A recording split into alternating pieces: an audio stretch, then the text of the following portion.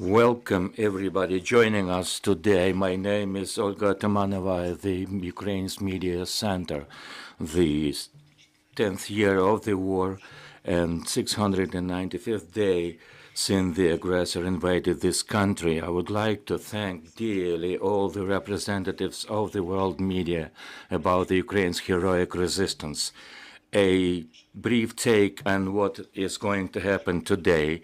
At 1300, we'll be talking about the blockage of the transportation in our cross points with Poland and other countries, which will be held by the representatives of the border service in Ukraine. Then we will be briefed by the extraordinary and plenipotentiary ambassador of Ukraine to Turkey.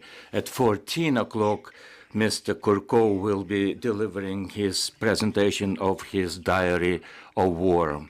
Currently, we will be talking about the prospects of Ukraine and NATO prospects for this year. We are joined by Nataliia Galibarenko, the head of Ukraine's mission to NATO.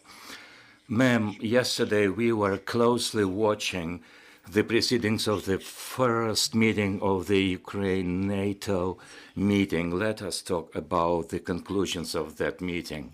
Indeed, we saw the meeting at the level of the chiefs of staff. This is a launch of the new format that was agreed upon at the Vilnius summit. Those meetings are held at different levels, including ministers of foreign affairs, and now we have seen the meetings of the chiefs of staff. General Zaluzhny was not able to attend. My deputy, the military representative of Ukraine to NATO, was participating. The general informed the counterparts about the current situation at the battlefield, our plans. He also informed the allies about the needs of the Ukrainian armed forces in terms of the air defense systems capability. The main thing is that partners seem to understand that this situation cannot be tolerated anymore. This is not a place to wait. Our support must be ongoing.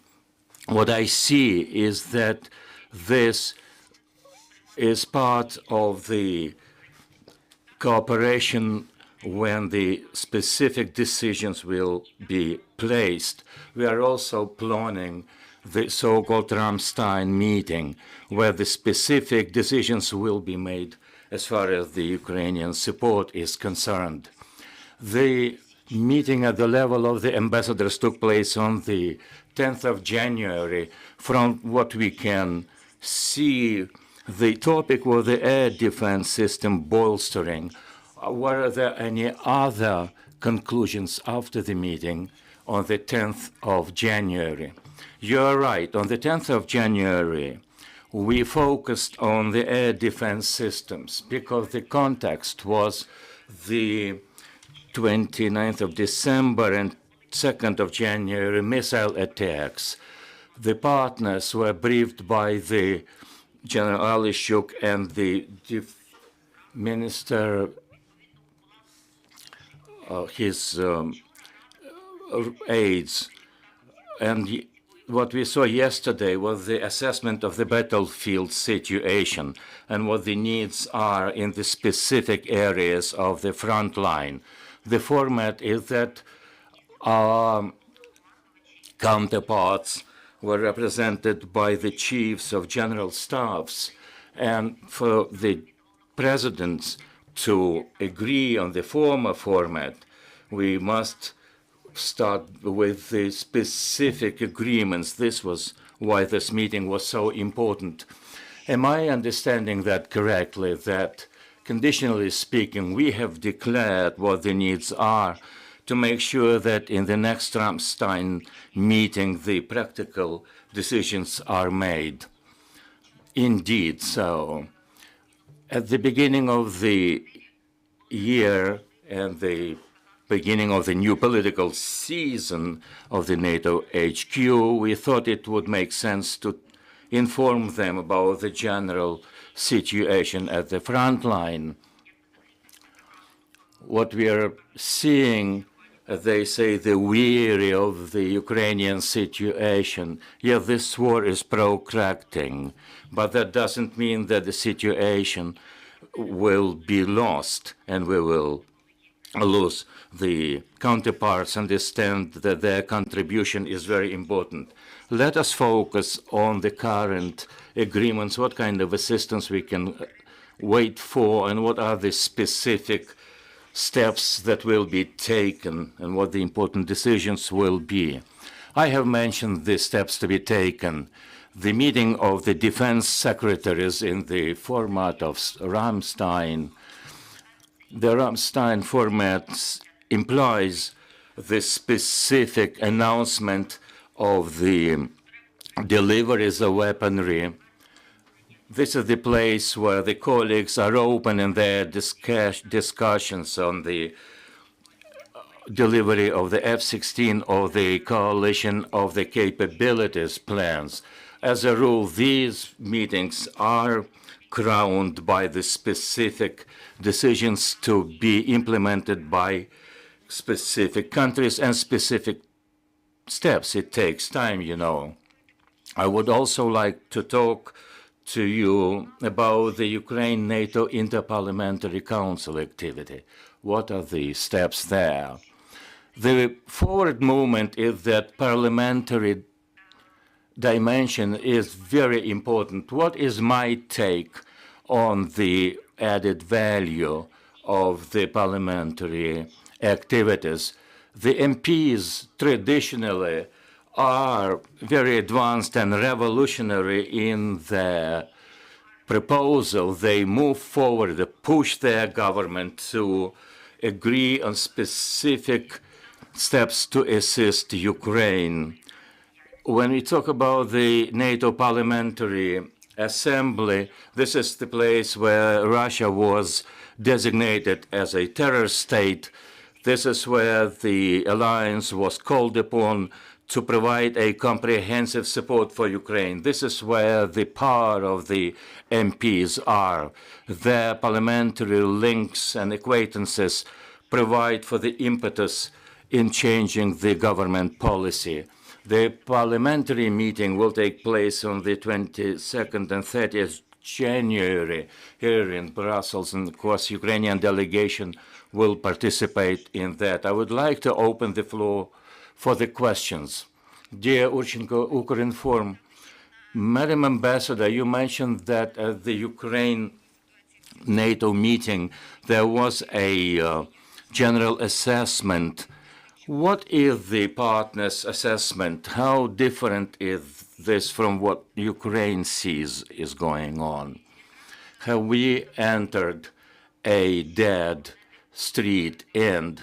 No, this is not the time to throw ashes upon our heads, as we might see in some media. At the headquarters, the mood is different. In the meeting that I have participated, I have seen quite an adequate appreciation of the situation. The general feeling is that perhaps the expectations of the counteroffensive were exaggerated. It's not the matter of steady moving forward and steady roll of success. We understand how strong the enemy is.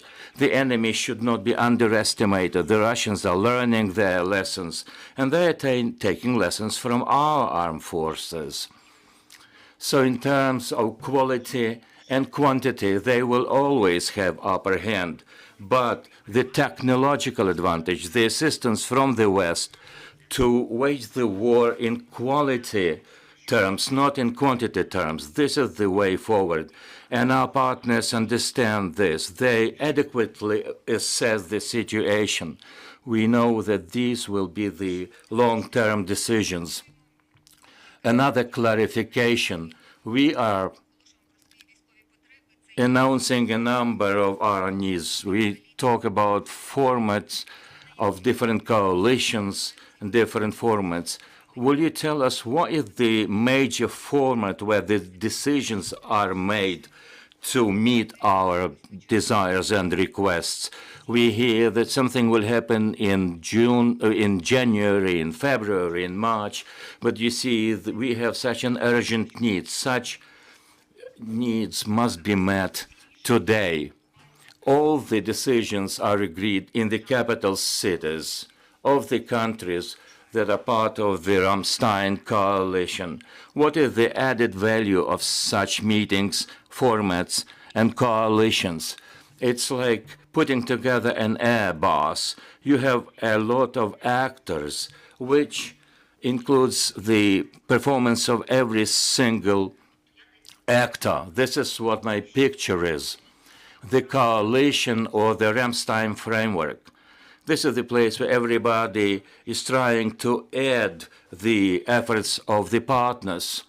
At the beginning of the war, all the deliveries, all the ammunition deliveries was decided at the